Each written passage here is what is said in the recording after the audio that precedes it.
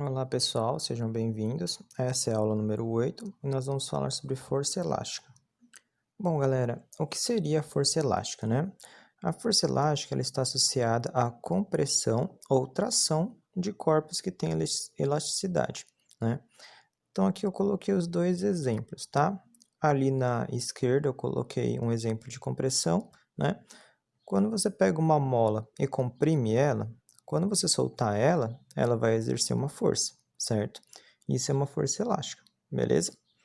Bom, e ali no segundo exemplo da direita, eu mostrei um exemplo de tração, né? Aqueles elásticos mais finos, né, que o pessoal geralmente costuma usar em escritório, quando você estica ele, né, você traciona ele e depois solta, você pode perceber que ele também exerce uma força, tá bom? Então, essas forças é o que a gente chama de força elástica. Bom, agora vamos falar um pouquinho sobre o cálculo dessa força elástica, né? Existe uma fórmula para calcular essa força, né, que a gente conhece ela como a lei de Hooke, tá bom?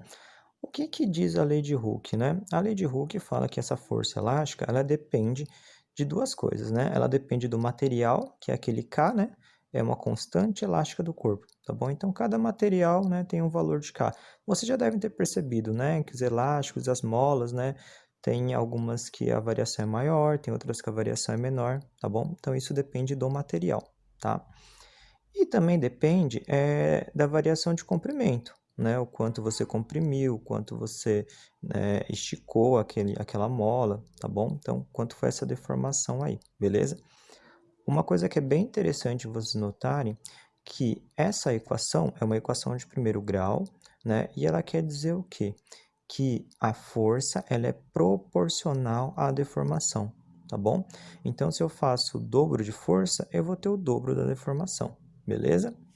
Bom, vamos ver um exemplo agora?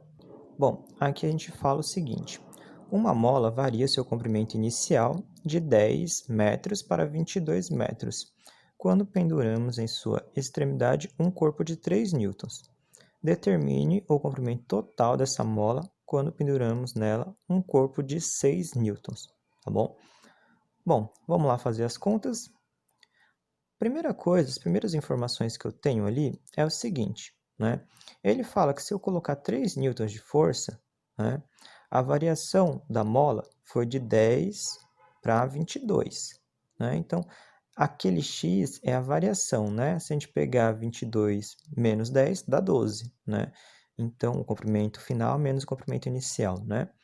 Então, eu tenho que a variação com 3 newtons foi de 12, tá? Bom, mas eu não tenho aquela constante da mola, mas dá para a gente descobrir, né? O que que eu fiz ali? Eu só peguei aquele 12, né, que estava multiplicando, passei para o outro lado dividindo, né? E aí eu fiz a conta, 3 dividido por 12, que dá 0,25, beleza? Então, essa é a constante dessa mola, tá? Bom, por que que eu queria descobrir a constante? Porque depois ele pergunta assim, ó, determine o comprimento total dessa mola quando penduramos 6 newtons. Agora eu já tenho a força, que é 6, eu já tenho o comprimento da mola, né? Então agora já dá para mim descobrir quanto que foi essa variação, tá bom? Bom, mesma coisa aqui, né? Só passei o 0,25 que estava multiplicando, dividindo. Então 6 dividido por 0,25 dá 24, tá? Se você pensar, lembra que eu falei que essa conta é uma equação de primeiro grau e essas grandezas são proporcionais? Então pensa, se eu coloquei 3 newtons e ela aumentou 12, se eu colocar 6 newtons, ela vai aumentar 24, tá? É proporcional.